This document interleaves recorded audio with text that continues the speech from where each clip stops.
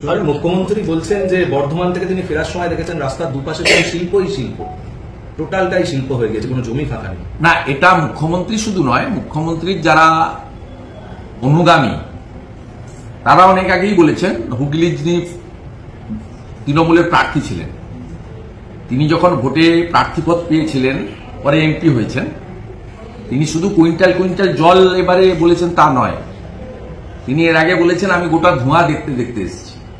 সেটা পাউরুটি ফ্যাক্টরির ধোঁয়া, না ইট ভাটা টালি ভাটার ধোঁয়া, না চা দোকানের ধোঁয়া, না টায়ারের রিসোল্ডিং এর ধোঁয়া, সেটা আমি জানি না। বলেছেন, অতএব ওনার সাংসদ বলেছেন যখন, তখন মাননীয় মুখ্যমন্ত্রীকেও সেটা স্বীকৃতি দিতে হবে, তাই তিনি বলছেন। মিথ্যার উপরে দাঁড়িয়ে আছে। পশ্চিমবঙ্গ সর্বদিক থেকে শেষ হয়ে গেছে। মুসলিম ভোট আর পুলিশ, এই দুটো করে এই রাজ্যতে ক্ষমতায় আছে। সাধারণ মানুষের সমর্থন নেই, ভোট হয় না, মানুষ ভোট দিতে পারে না, গণতান্ত্রিক অধিকার নেই।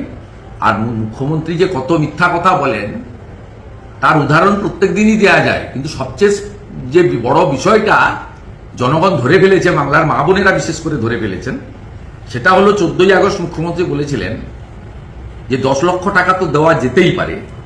পরবর্তীকালে যখন তিনি বললেন যে আমি টাকার কথা উল্লেখ করিনি, সেদিনই বাংলার মানুষ প্রতিক্রিয়া দিয়েছে সোশ্যাল মিডিয়াতে, ইউটিউবে, মেন স্ট্রিম মিডিয়াতে এবং জনে জনে, যে এত বড় মুখ্যমন্ত্রী, মিথ্যাবাদী মুখ্যমন্ত্রী, জনপ্রতিনিধি স্বাধীনতার পরে আমাদের দেশে আর আসেনি। তারা বলেছেন যে তারা পুজোর দিনগুলোতে এবং এখনো তারা প্রতিদিন 5টা থেকে 7টা তারা অভয়া স্মৃতিতে তারা সেক্ষেত্রে সেখানে জমায়েত করবেন। উৎসবে তারা যোগ দিচ্ছেন না, যদিও সাধারণ মানুষকে তারা বাধা দিচ্ছেন না যে তারা উৎসবে যোগ দেবেন না বলে, কিন্তু তারা যেটা বলছেন যে তারা নিজেরা কিন্তু। আমি আমার এই ডাক্তার ভাই বোনদের নিয়ে বেশি কথা বলি না। আমি প্রথম থেকে বলেছি বিজেপিরও মরাল সাপোর্ট আছে, আমারও মরাল সাপোর্ট আছে ওদের প্রতি, এবং ওরা ভালো লড়াই দিয়েছেন, লড়াই করছেন। ওরা কোথায় থামবেন, কোথায় যাবেন, কমপ্লিটলি ওদের নিজস্ব ব্যাপার। এর সঙ্গে কোনো মন্তব্য করা, পরামর্শ দেওয়া উচিত না। আমি রাজ্যের বিরোধী দলনেতা হিসেবে, যে পার্টি বিধানসভায় 2 কোটি 28 লক্ষ ভোট পেয়েছে, লোকসভায় 2 কোটি 33 লক্ষ ভোট পেয়েছে, একটা বিগ ব্লক, মানুষ ভোট দিয়েছে। আমি এলওপি হিসেবে একটা পরামর্শ ওদের দিয়েছিলাম।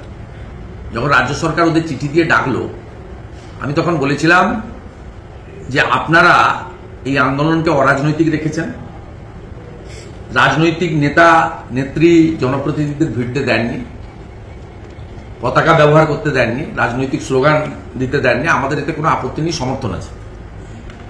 আপনারা রাজনৈতিক লোকের সঙ্গে বসবেন না, আপনারা আধিকারিকদের সঙ্গে বসুন।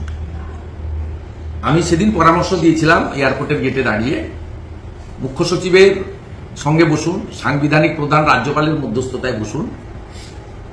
আপনি আপনাদের যেহেতু অরাজনৈতিক আন্দোলন, রাজনৈতিক ব্যক্তিত্ব মুখ্যমন্ত্রী হতে পারে, প্রশাসনিক কর্তৃক, after all she is political figure, public representative, এবং একটা পার্টিকে তিনি বিলংস করেন বা লিডারশিপ দেন। সেটা ওরা শোনেনি। ন্যাচারালি আমি আর নতুন করে আমার ভাই বোনদের পরামর্শ দিতে চাই না। শুধু একটা খবর পেয়ে খুব কষ্ট লাগলো, ওরা একটা কনভেনশন করার জন্য ধনধান্য বুক করেছিল, ফিরহাদ হাকিমের কাছে কনসেশন চেয়েছিল রেটে।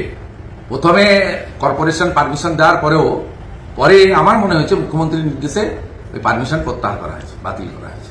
তাতে ওদের কি চোখে মুখ্যমন্ত্রী দেখেন বা তৃণমূল দেখে, এইটা থেকে প্রমাণ হয়ে গেল এই ঘটনা থেকে। এটা আমি শুনেছি এবং এটা আমার খারাপ লেগেছে।